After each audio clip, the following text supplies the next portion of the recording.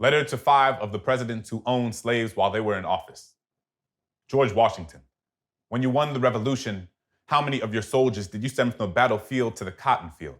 How many had to trade in their rifles for plows?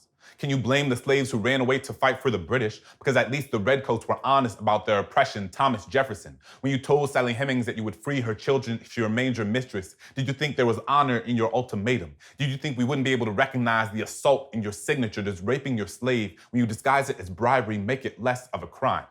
When you wrote the Declaration of Independence, did you ever intend for black people to have freedom over their bodies? James Madison, when you wrote to Congress that black people should count as 3/5 of a person, how long did you have to look at your slaves to figure out the math? Was it easy to chop them up? Did you think they'd be happy being more than just half human? James Monroe, when you proposed sending slaves back to Africa, did black bodies feel like rented tools? When you branded them, did the scar on their chests include an expiration date? When you named the country Liberia, were you trying to be ironic? Does this really count as liberation? Andrew Jackson, was the Trail of Tears not enough for you? Was killing Cherokee, Choctaw, Creek, Seminoles not enough to quench your imperialism?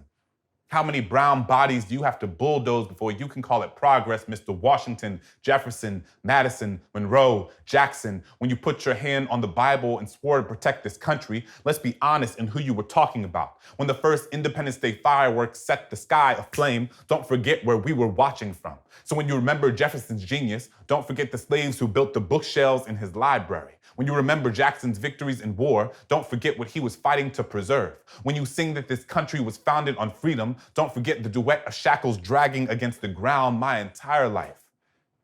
I have been taught how perfect this country was, but no one ever told me about the pages torn out of my textbooks, how black and brown bodies have been bludgeoned for 3 centuries and find no place in the curriculum. Oppression doesn't disappear just because you decided not to teach us that chapter. If you only hear one side of the story, at some point you have to question who the writer is. I'm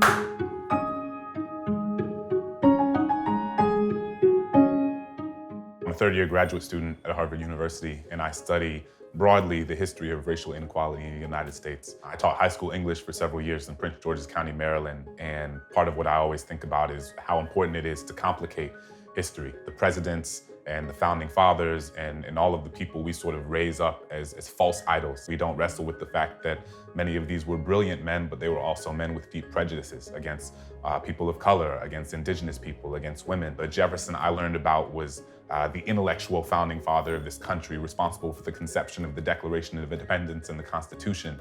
And we never talked about the fact that he owned slaves. Only after we understand where we've come from can we understand how we need to move forward.